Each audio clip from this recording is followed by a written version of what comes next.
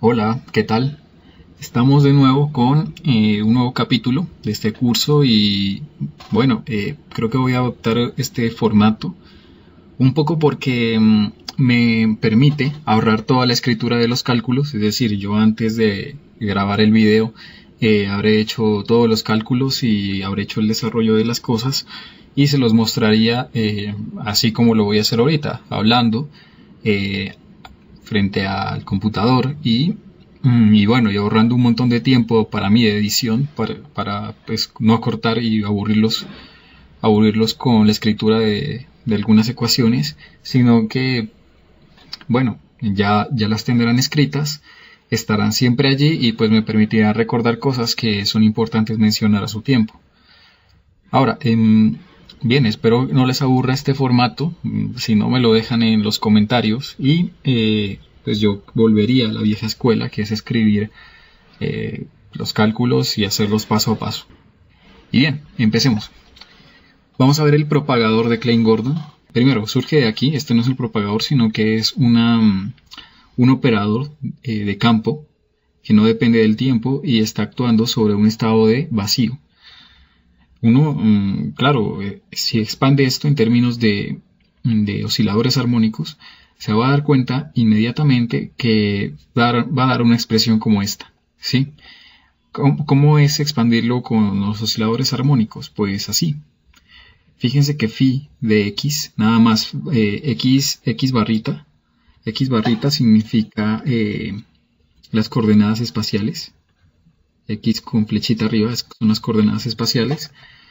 Y si ustedes se dan cuenta, aquí no hay una dependencia del tiempo. Sí, este es un campo sin dependencia temporal, expandido en sus modos de oscilación.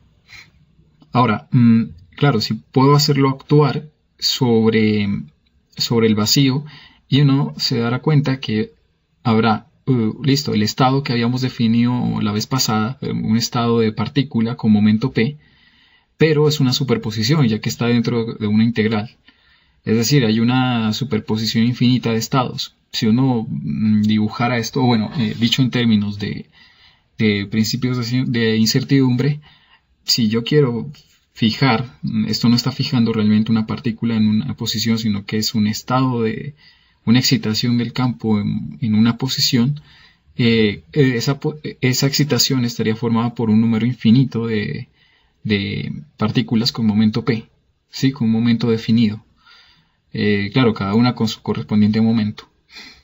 Mm, Eso es más o menos lo que significa, es un poco abstracta esa idea, pero pues bien, nos va a servir para hacer los cálculos y esa interpretación es suficiente para llevar a cabo todo lo que queremos.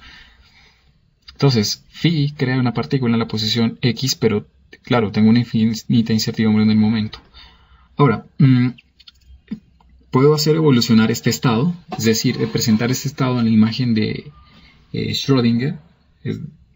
Aquí está la imagen de Heisenberg, donde la dependencia del tiempo está en los operadores y no en los estados. Este es un estado. Ahora, claro, puedo hacer actuar aquí el operador de evolución temporal, que es lo que hago aquí, y esto es equivalente a hacer lo siguiente. Hago actuar el operador de evolución temporal, hago aparecer, aquí es como si hubiese un 1, ¿sí? Un 1. Pero ese 1 es la identidad en el espacio de operadores. Esa identidad lo puedo escribir así. ¿Sí? Esto me va a formar una identidad. Y claro, reagrupo este segmento de aquí. Y como vimos la vez pasada, también puedo definir estados invariantes Lorentz. Pero en este caso no es un invariante de Lorentz. Bueno, el vacío es un invariante Lorentz, pero también es un invariante bajo desplazamientos temporales. Y esto lo que está haciendo es mover o bueno, desplazar este vacío en una dirección temporal. Y eso no tiene nada del otro mundo, no tiene misterio. Simplemente el vacío es invariante bajo esas traslaciones. Luego el vacío, pues lo vuelvo a escribir como vacío y tengo el campo con una dependencia temporal. Este X es nada más que poner el T y X barrita acá. ¿Sí? Es igual a esto. Listo. Listo, hecho esto. Bueno, voy a hacer un pequeño cambio también de notación. Ya no me voy a llamar, en vez de llamar a de p, a función de p, voy a llamarlo a sub p para ahorrarme estos paréntesis que tengo acá. Y ya, y bueno, y lo mismo con adaga. Es para ahorrar un poquito de notación, un poquito de tinta y esfuerzo. Bien, ahora, claro, si ustedes se fijan, aquí aparece la representación de Heisenberg de este operador. ¿Qué es lo que puedo hacer? Entonces, puedo hacer lo siguiente. El campo phi, que como aquí lo hemos definido como algo que depende del tiempo, se puede escribir de esta forma. La representación de Heisenberg y claro, y esto actuando sobre esta definición. Tengo el operador aquí e a la i ht, que es este que tengo acá. Él ingresa a través de la integral porque es un operador lineal. Por el otro lado también, ¿sí? Él lo ingresa a través de la integral y conmuta con esto porque esto simplemente es un número complejo. ¿Sí? Conmuta perfectamente por ese hecho. Y se pone al lado del AP. Igualmente con adaga se hace lo mismo. Y ahora hay que tener en cuenta una cosa. ¿Qué pasa con bueno, vamos a tener en cuenta las leyes de conmutación de los operadores de creación y destrucción con el hamiltoniano. Aquí simplemente está reescrita la ley de conmutación. Este es un operador de destrucción y pues los operadores de destrucción tienen esta relación de conmutación. Voy a escribirlo acá, voy a escribirlo con color. Rayos a sub p es igual a menos a sub p e sub p. Es decir, baja en la energía, ¿sí? Es decir, si yo hago actuar esto sobre un estado, me está bajando la energía de ese estado. Ahora, bien, ¿qué pasa si yo hago... bueno, el proceso es el siguiente. Reescribo este conmutador de esta forma, la forma que la tengo acá. Ahora, fíjense que yo puedo factorizar el AP, porque esto es un número, y lo dejo en este lado. El siguiente paso es volver a aplicar el operador hamiltoniano de este lado, y por lo tanto va a quedar acá, ¿cierto? De este lado. Y vuelvo a aplicar el mismo procedimiento de forma cíclica, es decir, este va a ser escrito de esta forma y por lo tanto este va a salir aquí al cuadrado. ¿Sí? Entonces h cuadrado aplicado sobre AP es igual a AP por h menos EP al cuadrado. Y bueno, si aplico sucesivas veces h sobre este lado, es decir, n veces, aplico h al lado izquierdo del operador, voy a obtener el operador por h menos EP, todo eso a la n. Si se me ocurre hacer una superposición lineal de estos hn actuando sobre este lado, de tal forma que esa serie coincida con la serie de Taylor de una exponencial, que es lo que tengo acá, pues me va a dar la serie también de Taylor de esta cosa que tengo aquí. ¿Sí? Ahora, esto es un número, él conmutará con h y por lo tanto puedo partir esta exponencial de esta forma. ¿Eso qué significa? Eso significa que... acá está. Sí, acá está. Eso significa... Bien, ¿yo qué quise decir con esto? Ok. Eso significa que si yo tengo este operador de aquí... Bueno, a ver. Lo que estoy haciendo es... ¿qué es lo que estoy haciendo? Me he perdido. Bueno, escribí esto. Ok. Ahora, hago actuar aquí el operador e a la menos ih, ht, que es este operador. ¿Sí? lo hago actuar por la derecha. Este está actuando por izquierda, a este lo multiplico por la izquierda, perdón, por la derecha, por e a la menos iht, que es lo que tengo acá. ¿Sí? Ahora, ¿esto a qué va a ser igual? Pues tengo esta expresión, justo esta, la puedo escribir como esta expresión que tengo acá. ¿Sí? Y eso es lo que hago. Cojo, sustituyo esto acá, lo meto,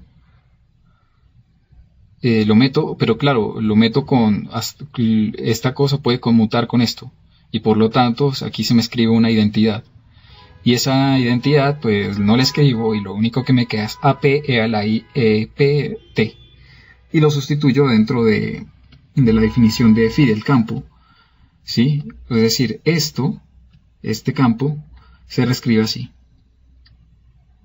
¿Sí? Bueno, en conclusión, lo que había mencionado antes era esto, este cálculo que tengo aquí. ¿Listo? Entonces, esto lo sustituí, en esta expresión. ¿Sí? Sustituí esto por esto. Y eso es lo que obtengo de sustituir esto. No es difícil, es un cálculo simple.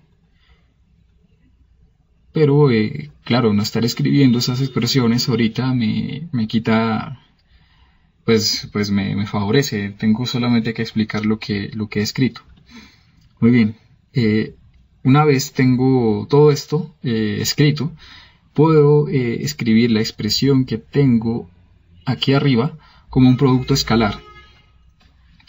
Este producto escalar se va a escribir de esta forma, claro, teniendo en cuenta que p.x, el producto escalar, está escrito en el espacio de Minkowski.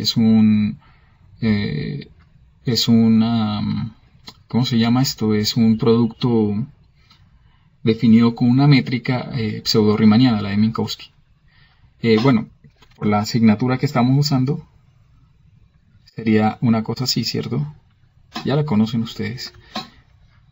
Por el P, digamos, aquí ustedes escriben las componentes de P, P0, P1, P2 y P3, y el producto, bueno, y por las componentes paradas, transpuestas es esto. Perdón, hay mucho ruido, muchos carros pasando. Bien. Sí, esto significa este producto escalar. Por lo tanto, tengo un signo menos, que es este signo menos que tengo aquí, producto de estos menos que vienen acá, y ya, y eso es todo. Y eso es todo, y así me queda escrito el campo en la representación de Heisenberg. No es difícil. Ahora, ¿para qué me sirve esto? Bien, si yo le di a esto la interpretación, a este sector, voy a volverme, a este sector la interpretación de un paquete de partículas, perdón, de una partícula, y esto de un paquete también de partículas con un determinado momento, y yo lo proyecto, ¿sí? Lo proyecto, bueno, en primer lugar lo hago depender del tiempo, ¿sí? Lo hago depender del tiempo, como en mecánica cuántica, cuando tengo un estado X, ¿sí? Un estado de posición de una partícula, y hago que este estado dependa del tiempo y lo vuelvo a proyectar en un estado definido en otra posición y en otro tiempo. Este me va a dar la amplitud de pasar de un estado de posición a otro, ¿sí? Ahora, si yo doy esa misma interpretación prácticamente a este sector de aquí de partícula, de un estado de partícula que depende del tiempo, y lo proyecto con otro estado de partícula que también depende del tiempo, pero en tiempos diferentes y posiciones diferentes, a esto le voy a dar también la interpretación de amplitud de probabilidad, la amplitud de probabilidad de que una partícula se propague desde un punto ahora espacio-temporal, este es un punto espacio-temporal, a otro punto espacio espaciotemporal, donde estas coordenadas, pues bueno, van a ser estas que he puesto aquí, ¿sí? Y bueno, de aquí voy a obtener algo, creo que conocen, bueno, voy a obtener esta amplitud de probabilidad de que una partícula se propague. Ahora, claro, usando el producto escalar de este espacio, no de este espacio, sino de este espacio, voy a obtener amplitudes, voy a obtener densidades de probabilidad, perdón, densidades de probabilidad de que una partícula se propague de un punto a otro. Entonces creo que tiene su importancia. No sé si recuerden de pronto, si hayan visto ya mecánica cuántica, creo que 2 o en los cursos en física, en la carrera de física se ve eso. Donde empiezan a hablar del propagador y su relación con la teoría de perturbaciones. Entonces, por eso es importante, porque de aquí va a salir una cantidad que luego conoceremos como el propagador y va a estar muy relacionado con la teoría de perturbaciones. Y la teoría de perturbaciones, ¿para qué se usa? Para expandir la matriz S. ¿Sí? Y la matriz S, ¿qué información nos da? Pues la amplitud de probabilidad de que un par de partículas, un estado de un par de partículas, se propague a otro estado, a otro estado de otro par de partículas o de muchas partículas. ¿Sí? Eso es lo que nos va a botar la matriz S. Entonces es por eso que esta cantidad es muy importante. Claro, en este caso solo este va a ser el propagador, vamos a obtener el propagador de un campo escalar, un campo bosónico escalar, y además no es complejo, ¿sí? O sea, es un campo escalar real. Listo.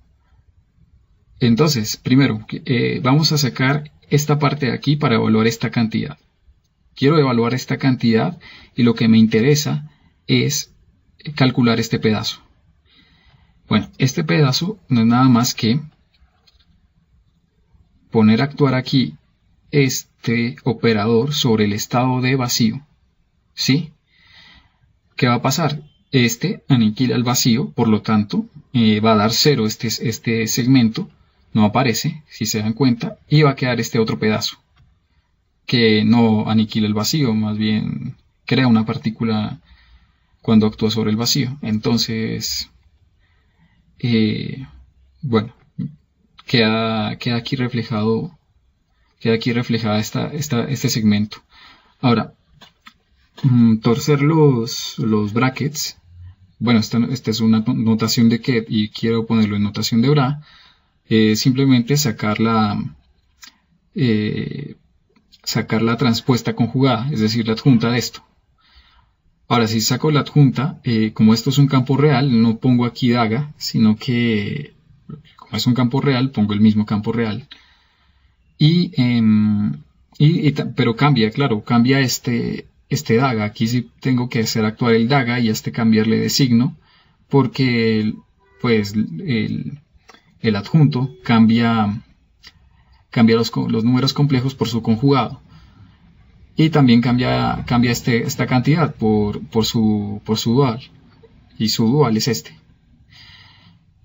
Hay que tener en cuenta, o bueno, esto se impuso en el momento de definir el estado de vacío, que estos estados de vacío deben tener esta normalización. ¿Sí? Esto se impone. Es decir, qué sé yo, debe ser una definición, o voy a llamarlo como una imposición o definición, como quieran verlo. Pero esto es intrínseco, es decir, con esta relación estoy trabajando. Digamos, asumo como cierta esto y hago todos los cálculos con esta relación, usando esta relación, perdón. Listo. Ahora pues pego estos dos. Cuando los pego, pues ¿qué me va a dar? Tengo una integral sobre P y una integral sobre P'. Llame P' esto, puedo llamarlo como quiera. Claro, teniendo en cuenta que su naturaleza es de momento, pero en principio es una variable muda y puedo llamarla como quiera. En este caso la llamé P'. Y claro, para ahorrarme una integral, Esto es cuestión de notación y yo no sé, yo creo que ya he usado esa notación. En vez de poner las dos integrales, pongo una sola. Es cuestión de notación. Ahora, qué más sigue? Bien, este por este me da esta cantidad. Ahora, estos dos pueden salir, ¿sí? Aquí va a haber como un sándwich, pero estos dos pueden salir porque son números. Y aquí tengo este número y el otro número. Ahora, esto queda ensanduchado, pero puedo usar la relación de conmutación entre estos dos. Y la relación de conmutación es escrita. Bueno, la relación de conmutación me permite escribir esta cantidad como esta. ¿Sí? Ahora, esto va a estar dentro de un sándwich. Dentro del sándwich de los estados de vacío. Va a estar así. Pero actuando sobre el vacío lo aniquila y por lo tanto solo tengo este número.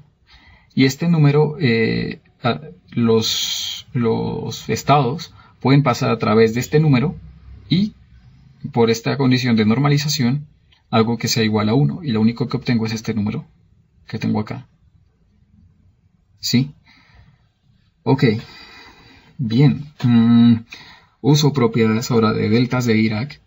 Este delta 3 pues no es nada más que tener a ver, voy a escribirlo acá, delta 3 de P y bueno, P' acá no es nada más que delta de PX menos PX' por delta de PY menos PY sin prima por todo esto delta PZ menos PZ y ya.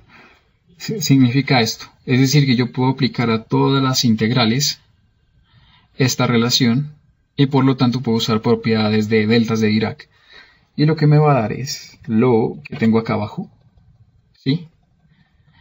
Lo que queda es lo que estaba acá abajo, es decir, usando las propiedades de deltas de Dirac, que consiste básicamente cuando están dentro de una integral, quitar una de ellas, quitar uno de estos símbolos y dejar el otro, ¿sí? Y cambiar el P, puedo escoger, en este caso escogí que sea P, quien quede, y P' lo cambio por P.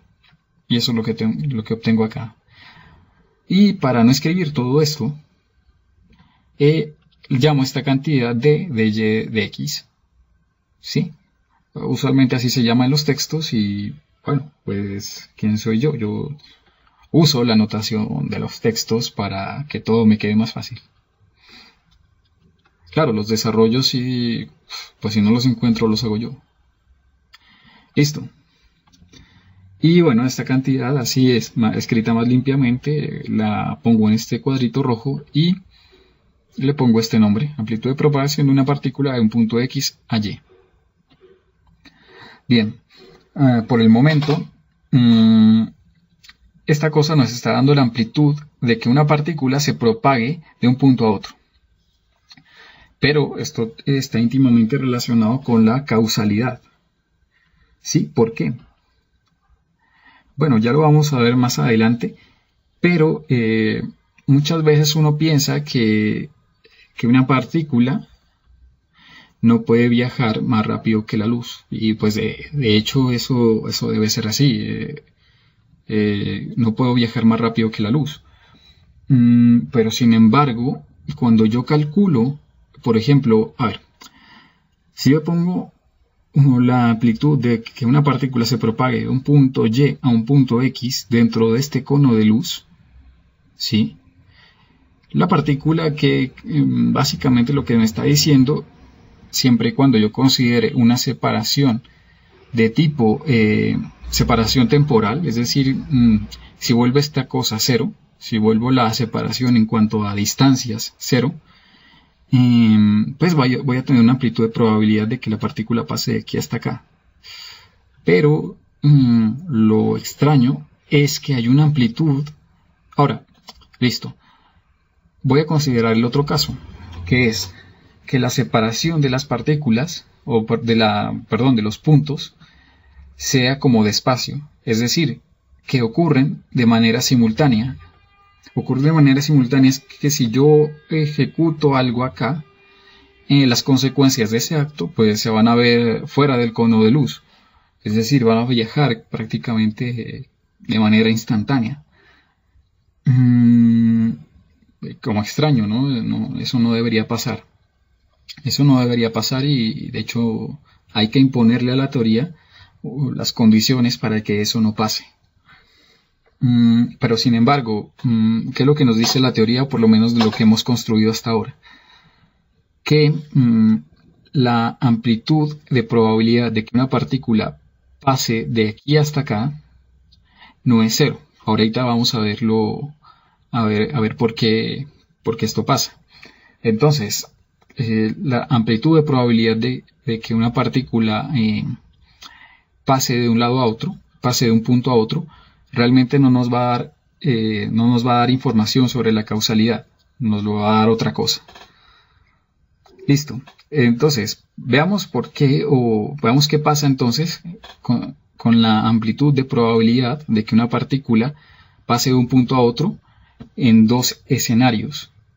Cuando tengo una separación como de tiempo, que es esta, en donde yo perfectamente puedo hacer un boost y decir que esta separación, y menos x, es 0, pero tengo una separación temporal, es decir, que los eventos están ocurriendo en el mismo punto del espacio, ¿sí?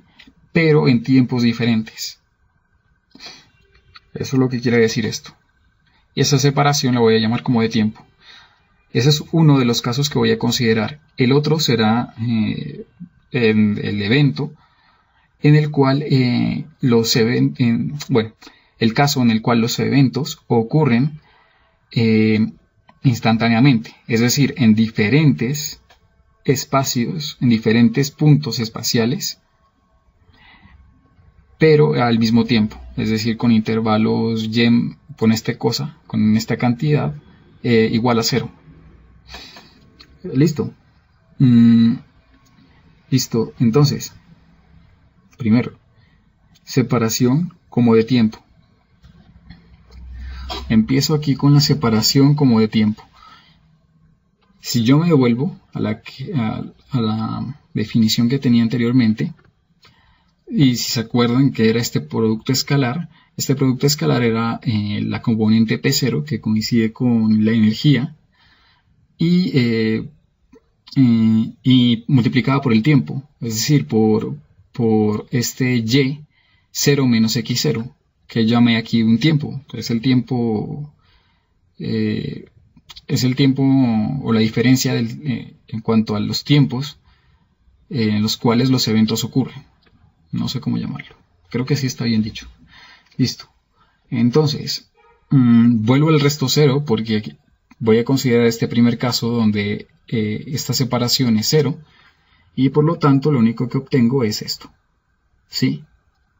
Para un evento con una separación como de tiempo.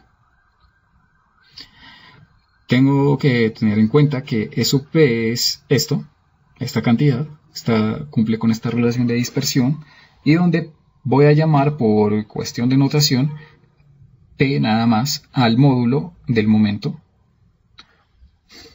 Listo. ¿Qué puedo hacer aquí?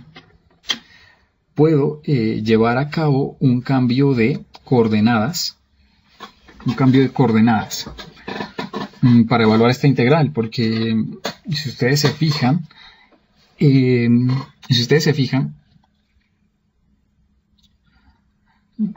está en el triespacio, es decir, que puedo usar un cambio de coordenadas para evaluar esta integral de manera más sencilla. Y las coordenadas que uso, pues, son las coordenadas esféricas. Aquí están escritas, ¿sí? Y el jacobiano correspondiente de las coordenadas esféricas. Entonces, esto se tiene que escribir como una integral triple, tal cual, esto es una integral triple, no se olviden. Y aquí está escrita. Entonces, de cálculo 3, creo, uno aprende a escribir, hacer cambios de volúmenes. Aquí está el cambio de volumen. y hay que multiplicarlo por su correspondiente jacobiano, y este fue el jacobiano que resultó. Y aquí está el resto, el de P, el de teta y el de phi. Y sustituyo la energía por esto. Sí, aquí a ambos lados la sustituí.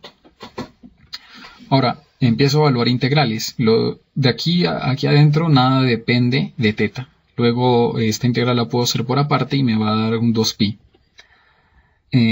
Con respecto a phi, solo tengo este coseno. Y con estos límites de integración. ¿Sí? Entonces evalúo el coseno de phi con estos límites de integración. Y esto me va a dar 2. Me va a dar 2. Ustedes lo pueden verificar. Y bueno, y la integral con respecto a p, eso sí queda, porque aquí tengo p cuadrado y aquí también tengo p cuadrado. Entonces, toda esta cantidad, y aquí también, p cuadrado, toda esta cantidad depende de p. Y aquí pues la obtengo. Listo. Ahora, estoy considerando que el momento, este es el módulo del momento, va de 0 a infinito. Es decir, que puedo tener, qué sé yo, partículas con momentos infinitos. Eso en principio es algo raro. Mejor dicho, creo que imposible. Uno no puede tener partículas con momento infinito. Eso implicaría que tengo energía infinita y pues el universo tiene una energía finita, hasta donde las observaciones, qué sé yo, nos hablan, o hasta donde las observaciones muestran. ¿Sí? Entonces no puedo tener momentos infinitos. Pero aún así, pues, más que tomarlo como un momento infinito, puedo verlo como una representación de un momento muy grande. Y después vamos a ver que debido a este infinito y otra serie de cantidades, algunas expresiones como estas van a dar cantidades infinitas. Esos son los famosos infinitos de la teoría cuántica de campos. Pero hay técnicas para eliminar esos infinitos. Así que por el momento no hay problema. No hay problema y es perfectamente válido considerar el momento es perfectamente aceptable considerar que el momento vaya de 0 a infinito. Aunque también de 0...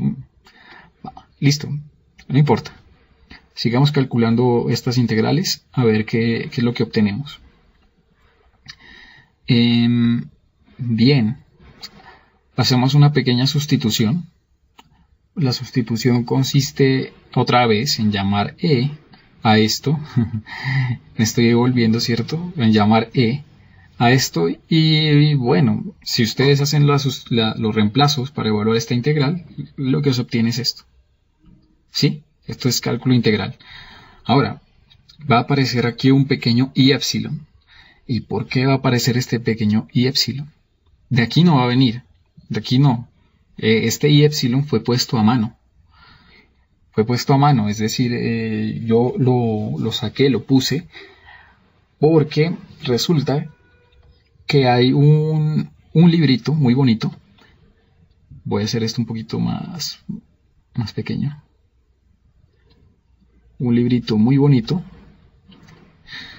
que se llama Table of Integrals, Integral and Series and Products, de estos autores de aquí, que son Gratstein y Ritzik.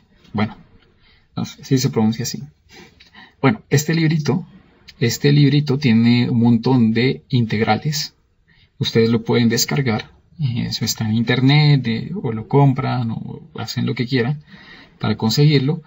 Y aquí hay un montón de integrales útiles, un montón de integrales, series y productos muy útiles que uno usualmente usa en física, y de ahí me he sacado el valor de esta integral, porque calcularla no es una tarea simple, ¿sí?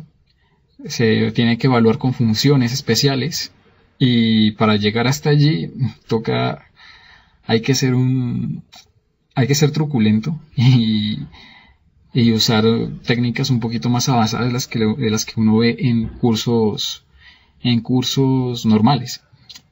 Entonces, yo me saqué la integral, el valor de esta integral de este librito, pero en el libro imponen una serie de condiciones, una serie de restricciones. Fíjense que esta integral tiene la misma forma que esta que tengo acá abajo. Tiene la misma forma. Claro, si considero que b es igual a 3 medios. Si pongo b, o bueno, en este caso no es b, sino esto es nu, igual a 3 medios, pues 3 medios menos 1 es 1 medio, y por lo tanto voy a obtener esta raíz que tengo acá arriba.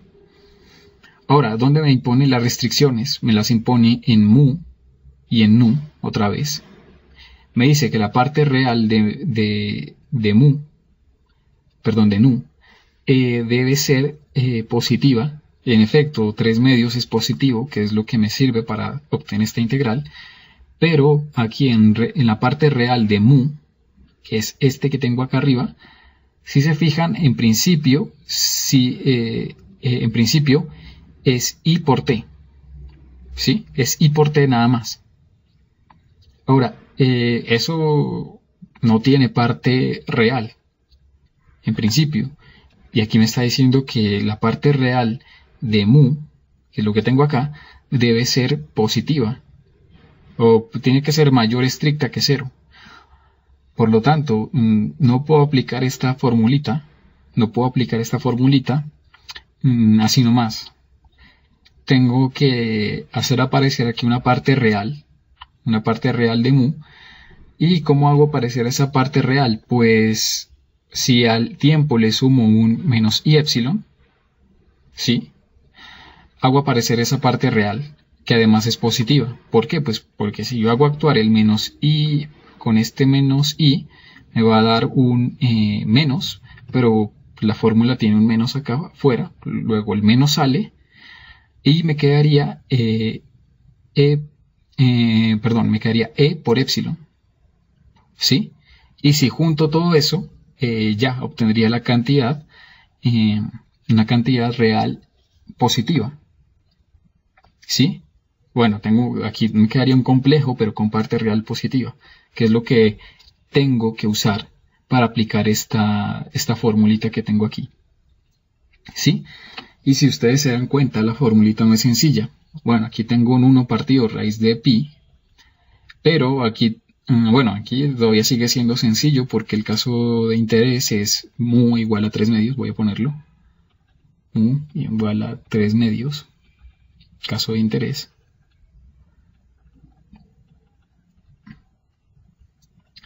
Y aquí tengo una función especial, ¿sí? De las que, se usan mucho, yo no sé, creo que en electrodinámica. Y es la función gamma, ¿sí? La función gamma, pues definida de esta forma, es usada para obtener factoriales.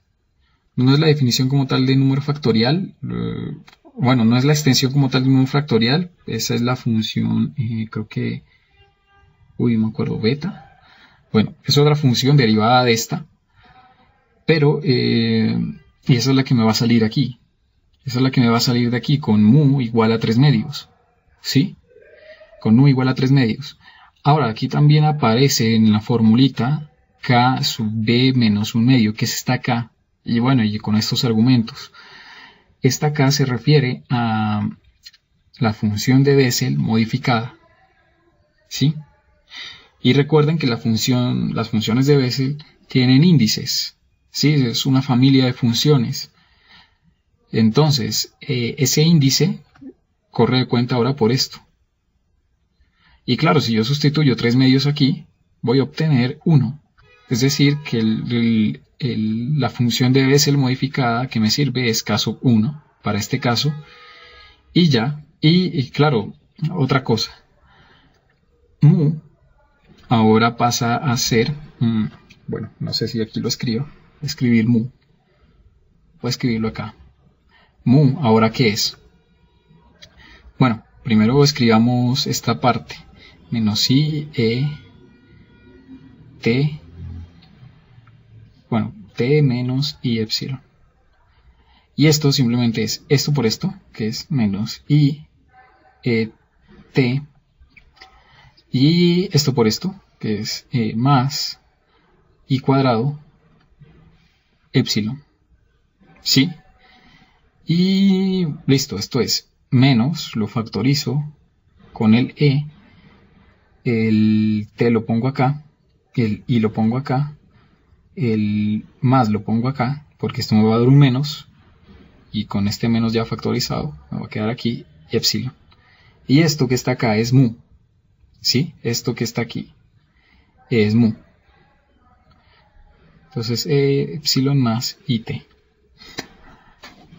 Claro, aquí me dice que ponga mu aquí, yo lo pongo, pero como está multiplicado con un u, que es el u que aparece acá, que coincide que para nuestra integral con la masa, pues pongo la masa y me queda esto. ¿Sí? Y aquí me dice que otra vez ponga mu. Y listo, vuelvo a poner mu, que es lo que pongo acá, y obtengo esta expresión de acá abajo. Claro, sustituyendo también el nu por 3 medios, y 3 medios resulta ser, bueno, aquí no se ve muy bien, 3 medios, o gamma de 3 medios resulta ser raíz de pi partido 2. Estos valores los he obtenido de tablas de las funciones gamma, porque obtener estos valores, ya se imaginan, requiere cierto trabajo. Entonces no quiero hacerlo, así que puse aquí más bien, usé una tabla de integrales, una tabla de funciones especiales con sus valores notables, y obtuve que el valor de esto es raíz de pi medios, raíz de pi partido 2. Listo, cancelo los pis y esto, y haciendo sustituciones y haciendo, bueno, aquí no hay sustituciones, aquí solamente hay álgebra, me da este valor de acá. Listo. Esto es todo, de todo menos 0. 0 de pronto en el infinito, pero aún así esto no es 0. Entonces, para un espacio, para un intervalo como de tiempo, listo, tenemos que la amplitud de propagación tiene un valor. Tiene un valor y un valor imaginario, y además de eso es diferente de 0. Bueno, tiene un valor simplemente. Y es lo que se esperaría. Ahora, ¿qué se espera o de manera intuitiva, lo que pasaría fuera de este cono de luz es que no debería haber amplitud de propagación, pero aún así la hay? Vamos a ver por qué. Vamos a ver por qué hay una amplitud de propagación fuera de ese cono de luz. Listo, separación como espacio. Entonces, ahí el tiempo es 0.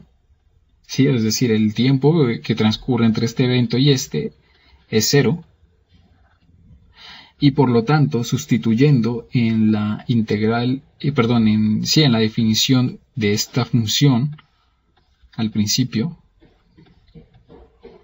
está acá arriba, más arriba, aquí, lo único que sobrevive es la parte que contiene al momento, ¿sí? Y a la posición, a la diferencia de las posiciones. Y eso es lo que he escrito aquí abajo. He escrito esto, y, que es y de posición menos x de posición igual a un r, que es la diferencia entre las posiciones. Y listo, lo sustituyo. Hago lo mismo, uso coordenadas esféricas. Las he definido ahora de manera distinta a las que tenía allá arriba, por una simple razón, y tiene que ver con la orientación del momento. ¿Qué es lo que pasa? Bien, si yo hubiese... Bueno, primero, ¿por qué escogí estas? Bien, resulta que yo puedo escoger un sistema coordenado tal que esté alineado con el momento. En este caso, el momento P, representado por esta flecha azul, y pues aquí por la letra azul claro. Y tengo el vector de dirección, R, representado aquí por este vector magenta y un ángulo, el ángulo que hay entre este y este, ¿cierto? Ahora, ese ángulo resulta coincidir, si este phi también hace parte del phi de coordenadas esféricas, y eso es lo que puedo hacer que este phi en efecto coincida con el phi de las coordenadas esféricas, pues el producto punto me queda definido de una manera más natural en este espacio, que es P, la norma de P, por R, por el coseno de phi, que va a ser simplemente el ángulo que hay entre los vectores, que también va a ser el ángulo de las coordenadas esféricas. ¿Qué hubiese pasado? Bueno, y si pongo así el phi y obtengo el resto de coordenadas, pues voy a obtener esta definición de coordenadas esféricas. Pero si hubiese usado las coordenadas esféricas anteriores, las coordenadas esféricas anteriores tenían definido el phi en este sector de acá, no el phi acá, ¿cierto? Por lo tanto, el ángulo que hay entre P y R va a ser pi medios menos phi, y pi medios menos phi es seno de phi.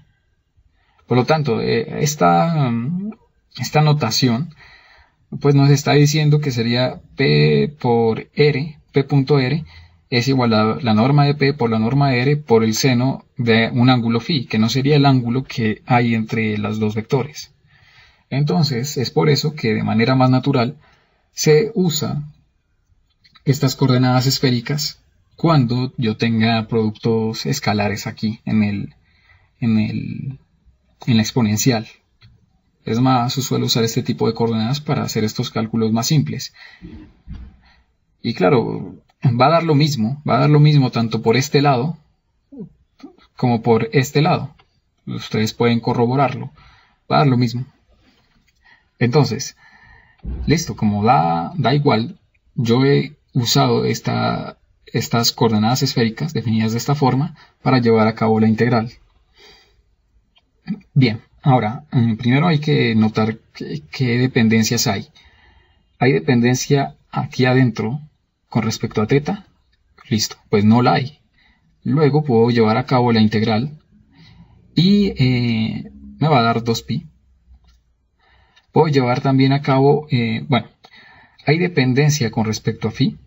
Sí, la hay aquí y la hay aquí. Por lo tanto, ¿cómo puedo ver este seno de phi con este de phi? Lo puedo ver como esta diferencial de coseno, ¿cierto? Claro, con un signo menos, porque la derivada de coseno es menos seno, y no tengo menos seno, tengo seno.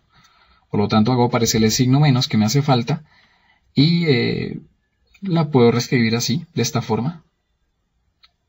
Ahora, pues, llevo a cabo esta integral, ¿cierto? Llevo a cabo esta integral y lo que obtengo es... ¿qué fue lo que hice acá? Llevar a cabo esta integral, evaluar de 0 a pi, y me da este pedazo, este trozo que tengo aquí. Lo sustituyo, y bueno, aquí el p, uno de los p's se cancelan. Esto es cálculo sencillo. Y lo que nos da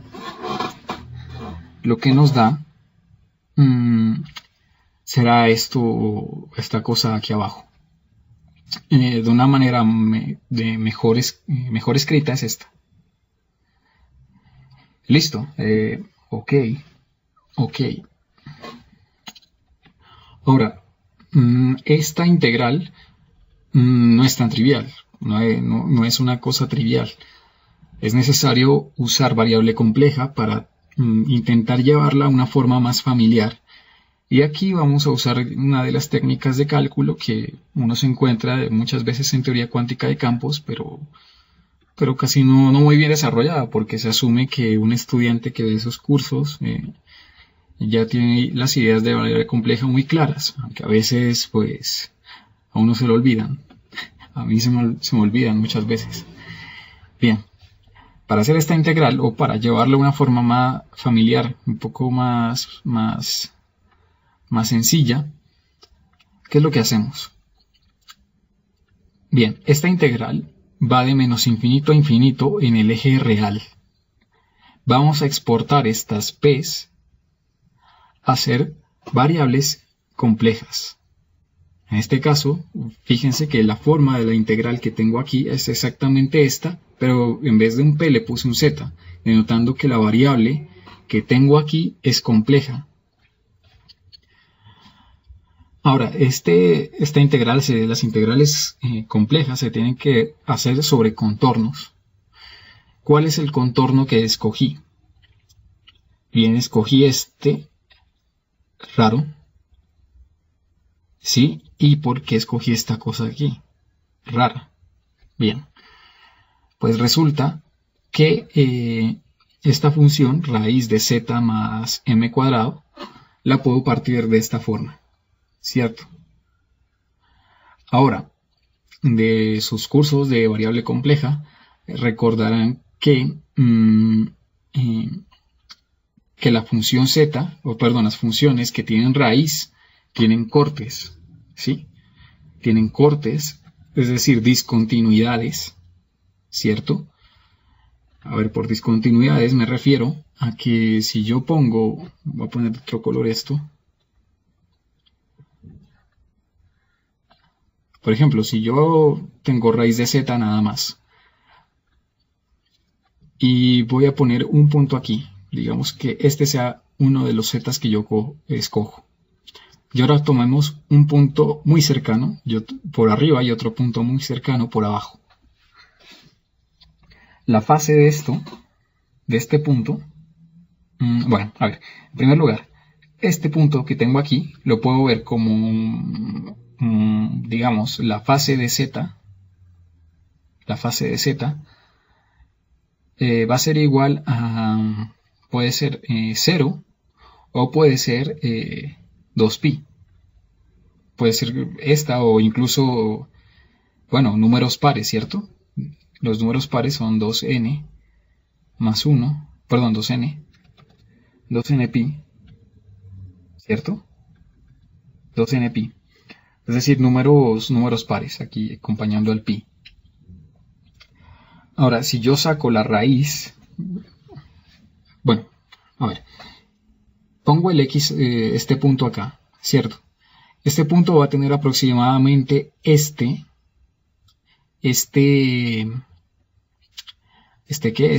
valor. Estoy liando mucho. Puedo hacerlo más sencillo. Bien, entonces, por acá, supongamos que el ángulo, la fase de z, es decir, θ, está o pertenece a un intervalo nada más. Pertenece al intervalo entre 0 y 2pi. Voy a cogerlo abierto. ¿Sí? Pertenece a ese intervalo. Ahora, si tengo z, aquí voy a tener ya sea este o un valor muy próximo a este. ¿Sí? Ahora, si yo saco la raíz de z, voy a obtener, bueno, si voy a sacar la raíz de z, cuando la fase de z es igual a 0, no voy a tener problemas. Pero si yo saco la raíz cuando me he dado la vuelta y la fase es de 2pi, o aproximadamente 2pi, sí voy a tener problemas porque la fase va a ser, ahora cuando saque la raíz, la fase de la raíz de z va a ser, cuando tengo 2pi, va a ser pi, ¿sí?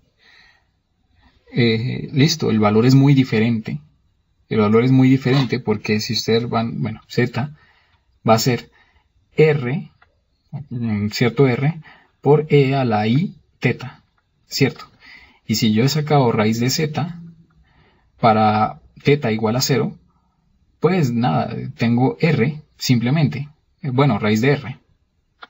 Ahora, cuando saco la raíz de z para esto, para θ igual a 2pi, lo que obtengo sí va a ser raíz de r, pero voy a tener e elevado a la i pi, ¿sí? Y esto es diferente a esto. Por lo tanto, evaluar tanto por arriba como por abajo de este corte va a dar diferente. Por lo tanto, hay una discontinuidad aquí, una discontinuidad justo en este eje. Pero resulta que ese eje puede ser arbitrario. Puedo ponerlo donde quiera.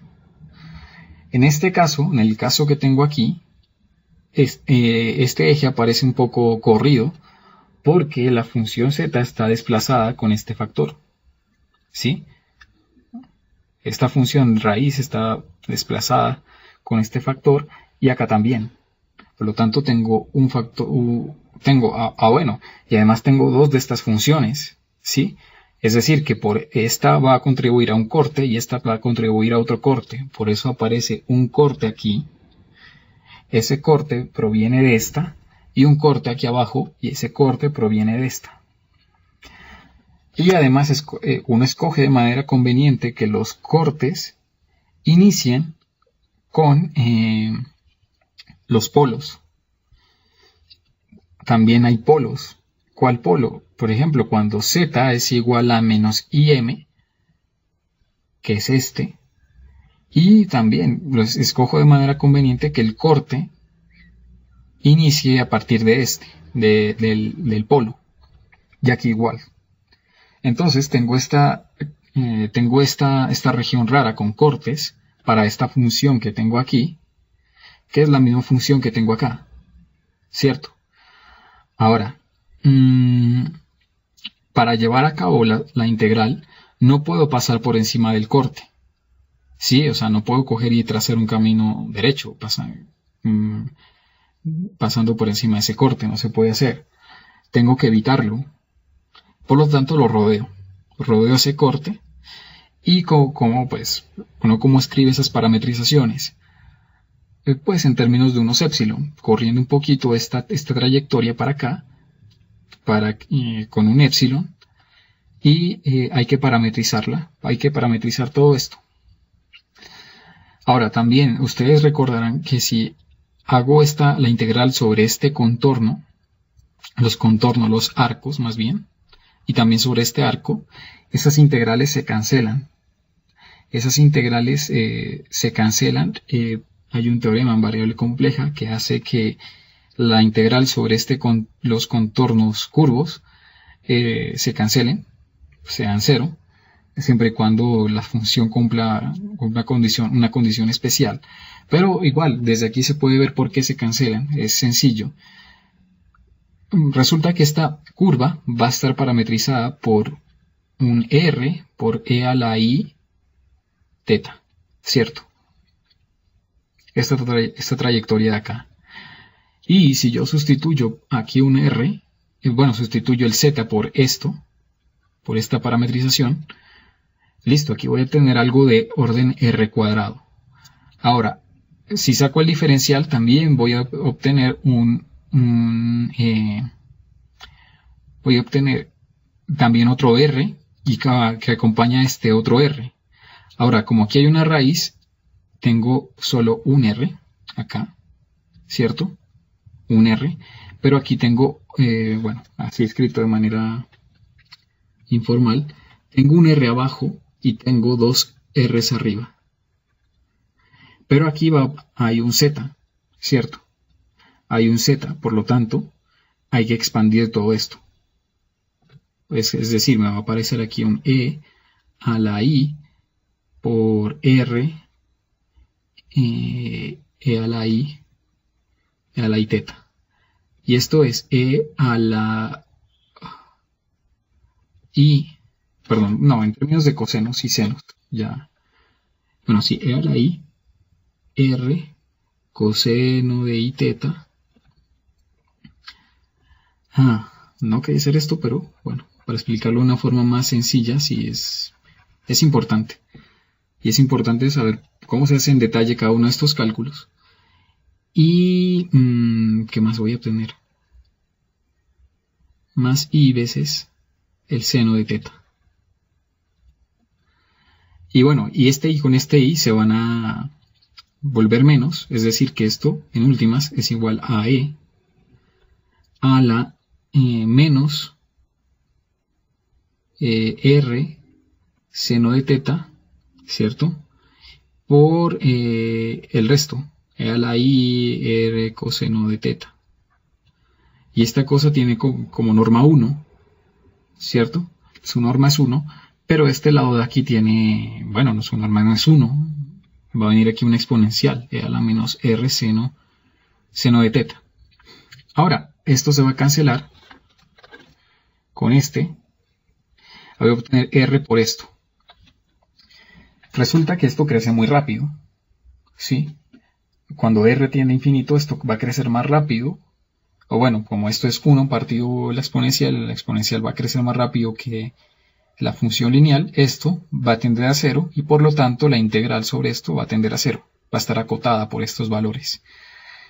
Y va a tender a 0 la integral sobre este contorno de aquí. Igualmente lo va a hacer este contorno y algo semejante se efectúa para este contorno, este arco chiquito que tengo acá abajo.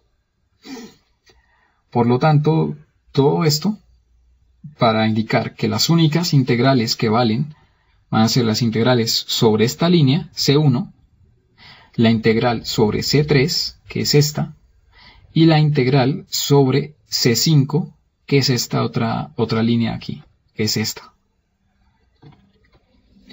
Listo. Y como aquí no hay polos, por teorema de Cauchy, esto es 0.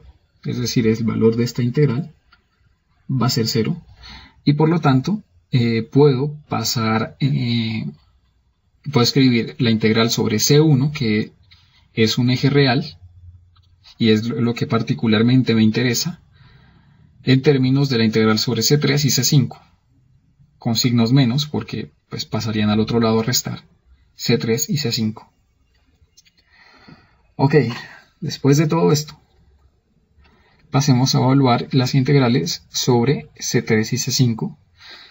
Entonces aquí escribo la integral sobre C1 en términos de integrales sobre C3 y C5. ¿Qué es lo que hice aquí? ¿Qué es lo especial? Bien, la integral sobre C3 va hacia abajo, por lo tanto la integral tiene aquí un signo negativo. ¿De dónde a dónde va? Va desde m y m, pero pues como estamos parametrizamos este camino, gracias a esta es la parametrización, gracias a este parámetro y corre de m a infinito, por lo tanto se integra de m a r, porque esto también tiene radio r, o aproximadamente un radio r, pero pues en el infinito eso no va a importar. Ok, ¿qué otra cosa tengo? La parametrización, sustituyo z, donde haya z por la parametrización, y eso es lo que se hizo aquí.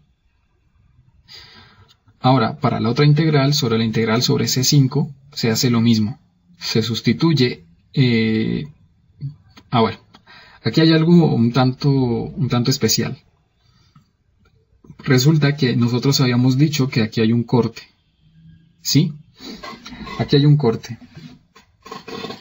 Y por lo tanto, aquí hay una discontinuidad. Es decir, que el valor el valor del número complejo de la función, ¿sí? Es decir, cuando yo saco la raíz de un número complejo, no va a dar igual a la raíz del número complejo por este otro lado. No dan igual, hay una discontinuidad. ¿Cómo doy cuenta esa discontinuidad o cómo la hago notar? Bien, pues si aquí parametricé con epsilon por y, si yo doy la vuelta, llego casi al mismo punto, pero fíjense que me he dado la vuelta por acá. Es decir, me he dado una vuelta de menos 2 pi radianes. Entonces, yo parametrizo esta curva en términos de esta otra curva, sí, pero pues claro, con el menos epsilon acá, pero multiplicada por un factor que me dé cuenta de ese ángulo que bueno, del cual he dado la vuelta, ¿sí? Entonces ese ángulo viene dado por esta exponencial. Es decir, la parametrización original tiene que ir multiplicada por esta exponencial. Y claro, si ustedes nomás se remiten a las definiciones usuales, esto, bueno, perdón, a la variable compleja, ustedes se dan cuenta que esto es 1. No estoy multiplicando nada más ni nada menos que este número por 1. Pero ese 1 tiene consecuencias cuando le saco la raíz a todo esto, que es lo que uno hace después. Claro, le está sacando la raíz no solo a z, sino que también a este corrimiento im. Pues realmente el corrimiento no va a afectar, como es un corrimiento netamente imaginario, no va a afectar en su fase, y por lo tanto, como no afecta en la fase, pues listo, no importa, da igual sacarle ahorita, por ahora, por el momento, en este sector, justo en este sector, sacarle la raíz a un número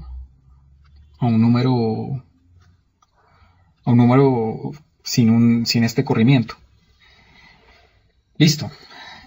Entonces, por ese motivo, cuando saco la raíz a esto, me va a quedar un e a la ip. ¿Sí? Un e a la ip. Porque si ustedes se dan cuenta, si yo hubiese dejado este menos, bueno, esto me va a dar un más al fin de cuentas, y esto un menos. Y si yo hago esto, bueno, le saco el límite cuando epsilon tiende a 0, estos dos se van a ir. Y la integral va a ser 0, pero eso no debe pasar. Eso no pasa. Por este factor, por este e a la ip. E a la ip resulta ser nada más que menos 1. Y por lo tanto, este tiene signo más. Y este menos con este menos dan más. Y por lo tanto, las integrales se van a sumar. Las integrales se van a sumar. Y listo, la suma de integrales me da este número que tengo acá.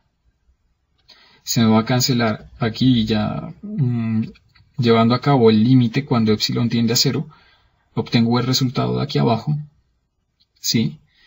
Me va a salir un i. Me va a salir un i por este i, esta multiplicación que va a venir, va a hacer esto, que esto se eleve al cuadrado y esto también al cuadrado, el epsilon se vaya por el límite, me va a quedar un número, me va a quedar un negativo y me va a quedar aquí también creo que me va a quedar un positivo. Pero por ese negativo que tengo acá, pues lo puedo sacar como un imaginario y ese imaginario lo saco acá y se me cancela con el imaginario de acá. Y obtengo esta expresión. Es muy largo. Muy bien. Entonces, después de hacer todo esto, de todos estos cálculos, lo único que me queda es sustituir esto, hacer el límite ahora, cuando r tiende a infinito, y ver que esto es, cuando r tiende a infinito, es esto, que es igual a esto cuando r tiende a infinito, y por lo tanto me va a dar esta integral de aquí. Es decir, de y menos x es esto. Uso el mismo librito. Que les había comentado antes para evaluar esta integral. Y esta integral, bueno, tiene esta misma forma. Y bueno, según el libro me dice que ponga aquí la u que tengo acá, que bueno, para este caso la u sería esta m, y el mu que sería lo que aparece junto a la variable de integración, que sería en este caso la r, y pongo r, y listo. Y todo esto es el argumento de una función debe ser modificada. ¿Sí? Bueno, con coeficiente 1. Y listo, he obtenido el valor de la integral para un intervalo como de espacio, space-like. Es decir, que fuera del cono de luz si hay propagación. Es decir, que no es esta cosa no es la cantidad adecuada para hacer notar la causalidad de la teoría cuántica de campos. Entonces, ¿qué es lo que sí puedo usar para hablar sobre causalidad? Listo, lo que puedo usar va a tener con algo conocido como conmutador. ¿Sí?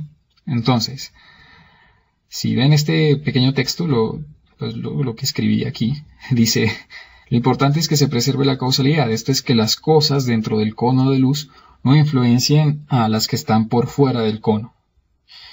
Y esto pues se va a escribir matemáticamente en términos de conmutadores. Ahora, me da otra vez el trabajo de poner aquí un cono de luz y ver un intervalo space-like. Sí, es decir, poner el punto Y y el punto X en un intervalo space-like. Es decir, que si yo emito aquí un rayo de luz, él va a seguir nunca va a alcanzar a este punto X de acá, un punto espacio-temporal. Entonces, claro, ¿eso qué significa?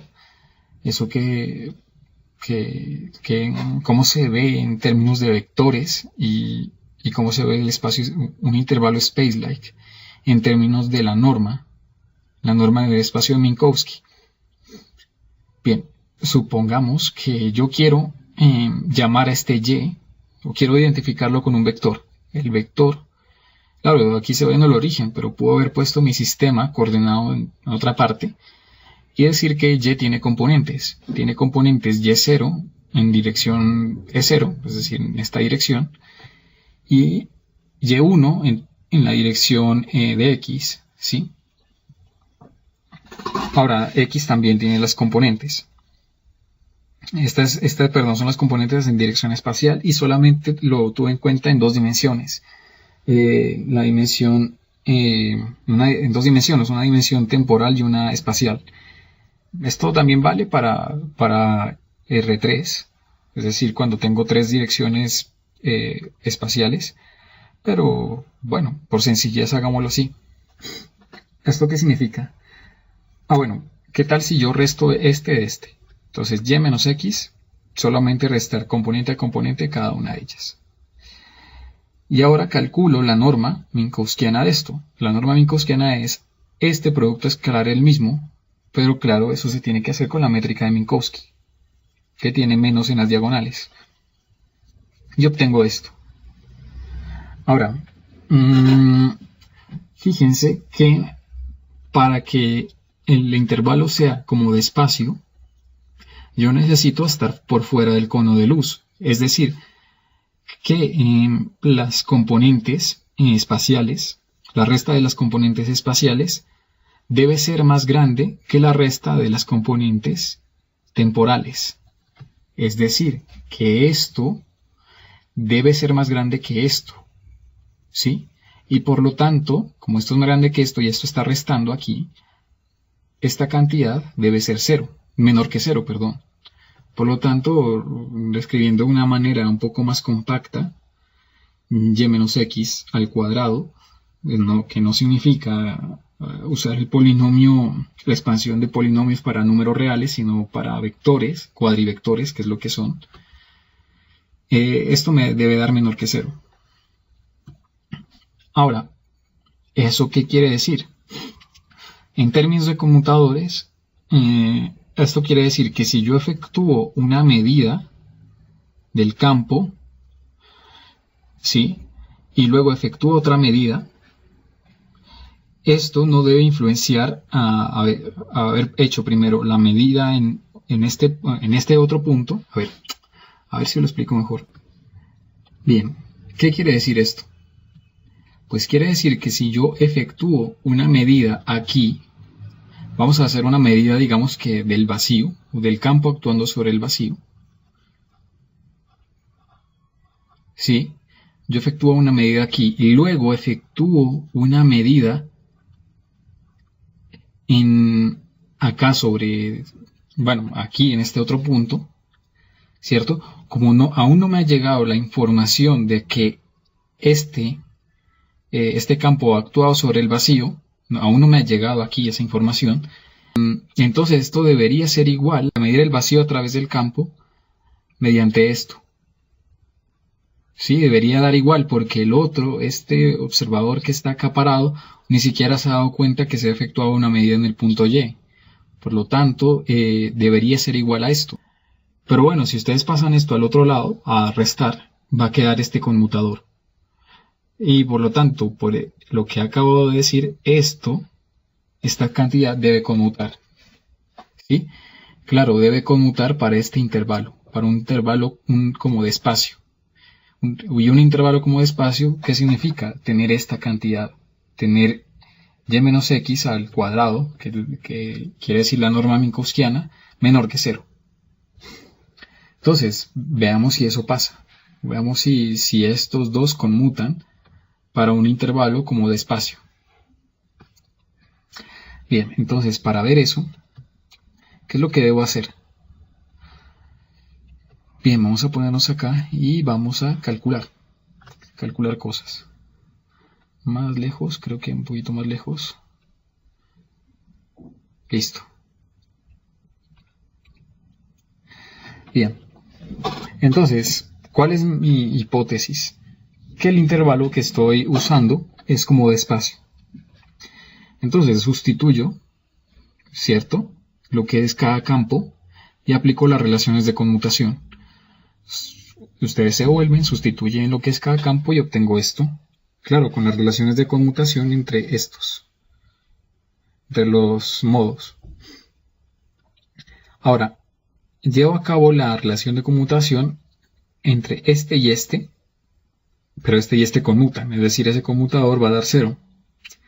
Ahora, hago la otra relación de conmutación entre este y ese sí no da 0 porque este no tiene daga y este sí, por lo tanto no conmutan. Y lo mismo, este no conmuta, tengo que poner el conmutador, y este con este sí conmuta y por lo tanto no lo pongo. Ahora, uso las relaciones de conmutación que ya habíamos visto y me da esta cantidad, 2pi cubo por el delta de Dirac, y esto pues salió por fuera de la relación de conmutación y me queda aquí. Ahora, como esto está al revés, ¿sí?, me va a medir un signo menos, porque esto está volteado, y uso la relación de conmutación y me da esta cantidad, multiplicada por esto. Listo, uso la misma técnica de integración, que es quitar las deltas, quitar una de las integrales usando la delta, y sustituir una de las variables, en este caso sustituí q por p, y lo hago y perfectamente llego a esta expresión de acá. Ahora, divido esto, como esto es un producto punto, lo puedo dividir así, ¿cierto? Un producto punto en el espacio de Minkowski, y lo divido entre la energía, que es la componente P0, multiplicada por X0 menos Y0, ¿cierto? Las primeras componentes de estos cuadrivectores. Y la parte espacial la parte sí espacial multiplicada por la parte espacial de momento. Y lo mismo acá, para esta otra exponencial. Ahora, ¿qué puedo hacer? Pues puedo llevar a cabo un cambio de variable que me permita mandar solamente, como esta es una suma de integrales, puedo usar aquí un cambio de variable para esta segunda integral, mandando de p a menos p, ¿cierto? Ahora, esto es como un cambio de paridad, pero esta integral es invariante bajo estos cambios de paridad. Igual este también es invariante bajo los cambios de paridad, luego todo este segmento no se va a ver afectado por este cambio de signo. Sí se ve afectado por el cambio de signo, y por lo tanto va a quedar con signo positivo que puedo factorizar del resto. Este también es invariante bajo paridad y listo. Ok. Puedo escribir esta cantidad como un seno. Y aquí lo escribo como un seno. Claro, teniendo en cuenta, lo hago aparecer de forma adecuada. Por eso me viene esta I. Y listo. Ahora me pregunto, considerando que el intervalo, perdón, es como de espacio, existe una transformación de Lorentz donde x0 menos y0, se conviertan en cero. Es decir, que un marco de referencia donde los eventos sean simultáneos, siempre y cuando el intervalo sea de tipo espacio.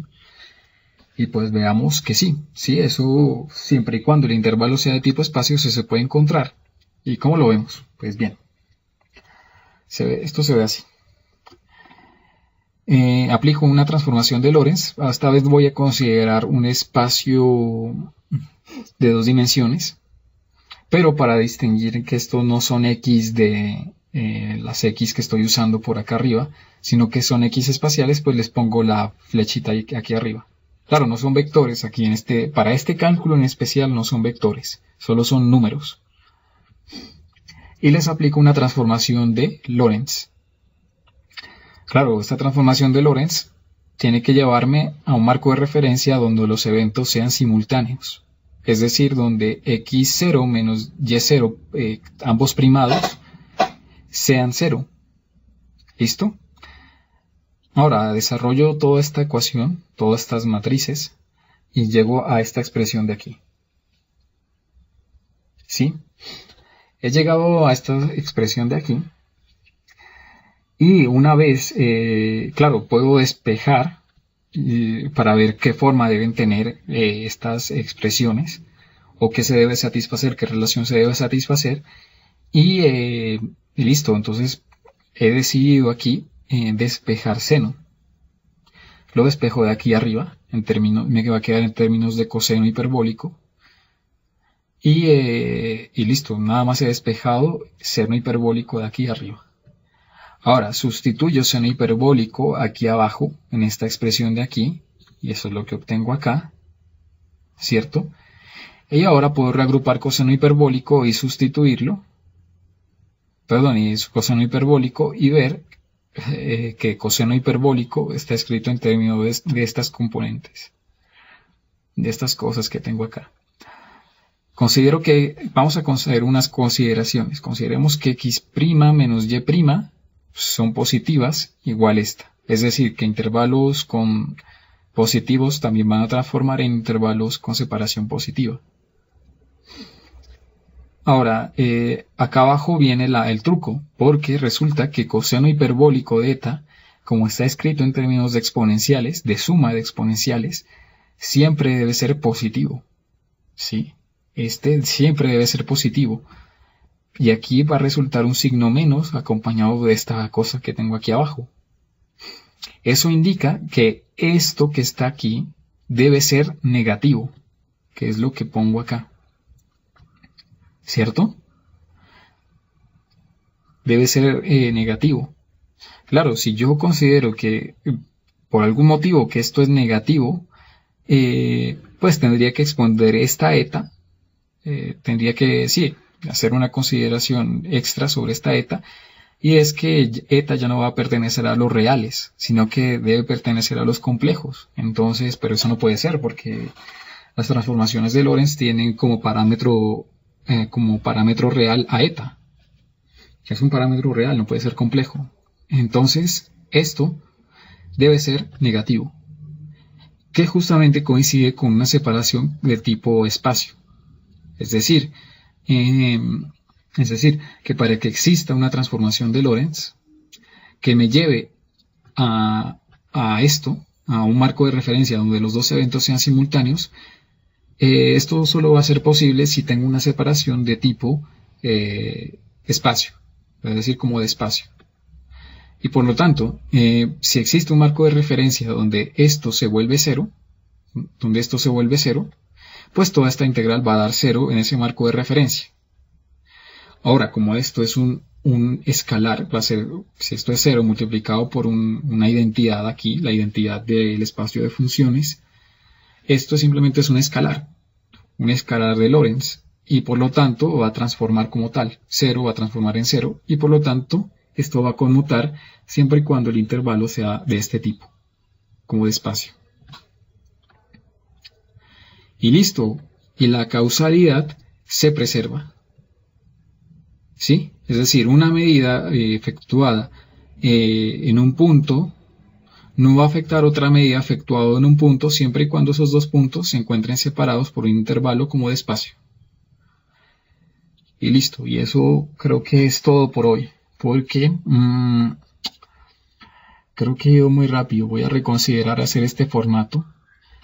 Sus likes y sus comentarios me dirán si continuar por este camino, porque si se fijan ya los cálculos están escritos y yo solo tuve que hablar sobre ellos y nos va a permitir avanzar un poco más rápido, pero avanzar en rapidez no es muy bueno a veces, se pierde calidad, así que quiero ver si he perdido calidad haciendo este video así. Este es el mismo formato que he usado para teoría de cuerdas, pero pues en teoría de cuerdas es más que todo, más que un curso, es un espacio para comentar todo lo que he estudiado y lo que he aprendido sobre cuerdas. Muy bien, hasta la próxima.